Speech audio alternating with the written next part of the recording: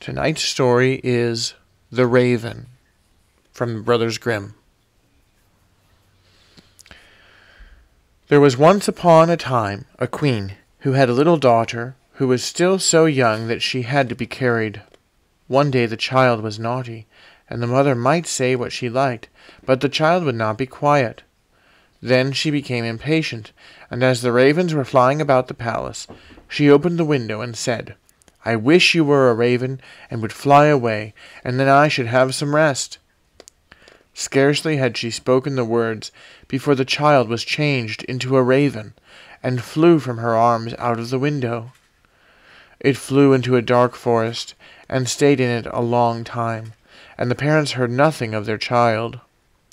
Then one day a man was on his way through this forest, and heard the raven crying, and followed the voice, and when he came nearer, the bird said, "I am a king's daughter by birth, and am bewitched, but you can set me free." "What am I to do?" asked he. She said, "Go further into the forest, and you will find a house wherein sits an aged woman, who will offer you meat and drink. But you must accept nothing, for if you eat and drink anything, you will fall into a sleep, and then you will not be able to deliver me. In the garden behind the house there is a great heap of tan, and on this you shall stand and wait for me. For 3 days I will come every afternoon at 2 o'clock in a carriage. On the first day 4 white horses will be harnessed to it, then 4 chestnut horses, and lastly 4 black horses. But if you are not awake, but sleeping, I shall not be set free." The man promised to do everything that she desired, but the raven said, "Alas, I know already that you will not deliver me. You will accept something from the woman." Then the man once more promised that he would certainly not touch anything either to eat or to drink. But when he entered the house, the old woman came to him and said, "Poor man, how faint you are! Come and refresh yourself. Eat and drink." "No," said the man, "I will not eat or drink." She, however, let him have no peace, and said, "If you will not eat, take 1 drink out of the glass. 1 is nothing." Then he let himself be persuaded, and drank. Shortly before 2 o'clock in the afternoon, he went into the garden to the tan heap to wait for the raven. As he was standing there, his weariness all at once became so great that he could not struggle against it, and lay down for a short time. But he was determined not to go to sleep. Hardly, however, had he lain down, and his eyes closed of their own accord, and he fell asleep, and slept so soundly that nothing in the world could have aroused him. At 2 o'clock, the raven came driving up with 4 white horses, but she was already in deep grief, and said, "I know he is asleep." And when she came into the garden, he was indeed lying there asleep on the heap of tan. She alighted from the carriage, went to him, shook him, and called him, but he did not awake. Next day, about noon, the old woman came again and brought him food and drink, but he would not take any of it.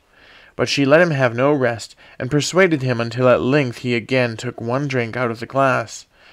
Towards 2 o'clock he went into the garden to the tan heap to wait for the raven, but all at once felt such a great weariness that his limbs would no longer support him.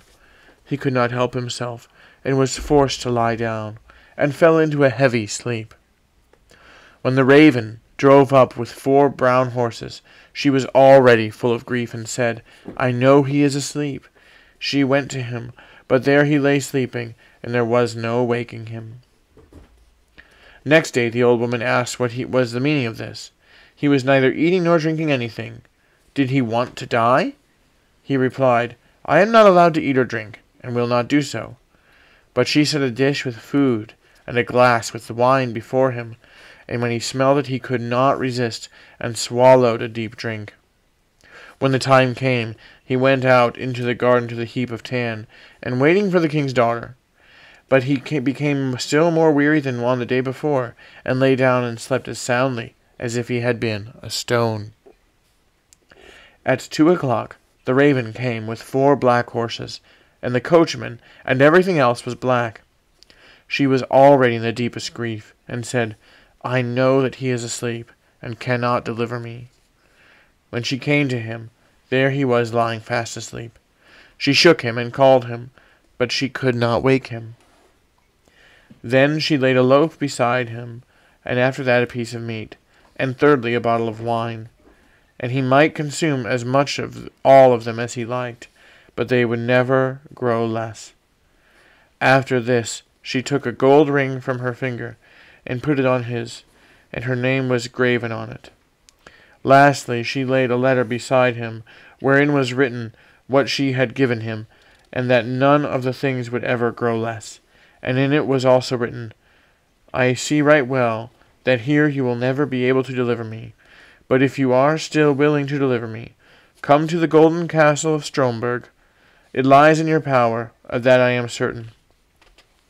And when she had given him all these things, she seated herself in her carriage, and drove to the golden castle of Stromberg.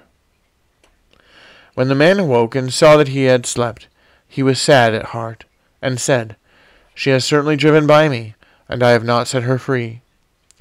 Then he perceived the things which were lying beside him, and read the letter, wherein was written how everything had happened. So he arose and went away, intending to go to the golden castle of Stromberg, but he did not know where it was.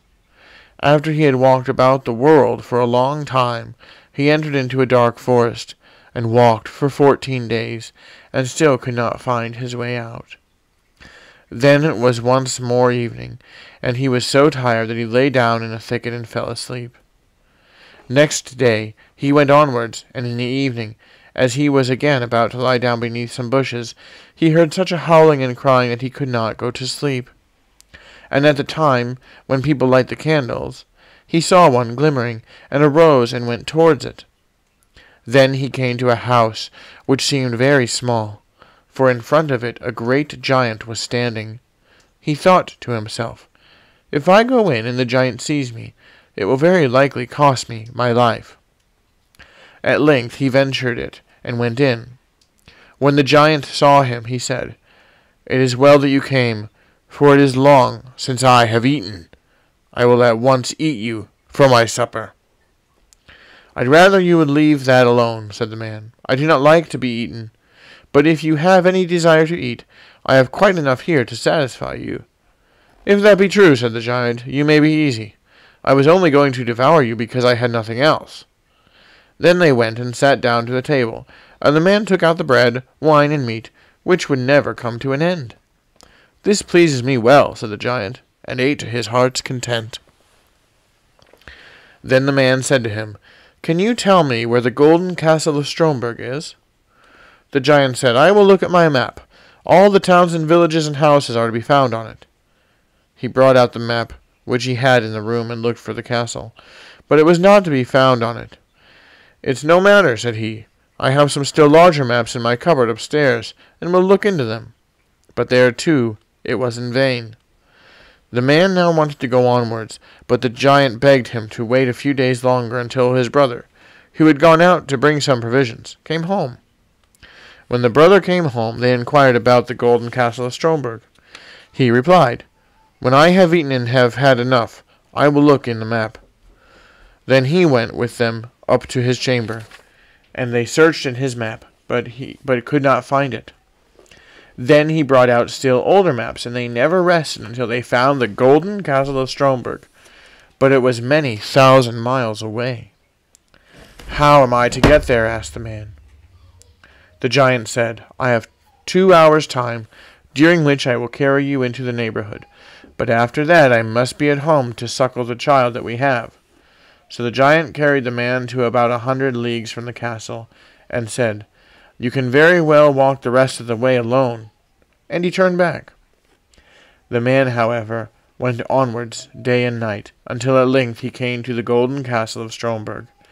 It stood on a glass mountain, and the bewitched maiden drove in her carriage round the castle, and then went inside it. He rejoiced when he saw her, and wanted to climb up to her, but when he began to do so, he always slipped down the glass again. And when he saw that he could not reach her, he was filled with trouble, and said to himself, "I will stay down here below, and wait for her." So he built himself a hut, and stayed in it for a whole year, and every day saw the king's daughter driving about above, but never could go to her. Then one day he saw from his hut 3 robbers who were beating each other, and cried to them, "God be with you." They stopped when they heard the cry, but as they saw no one, they once more began to beat each other, and that too most dangerously. So he again cried, "God be with you."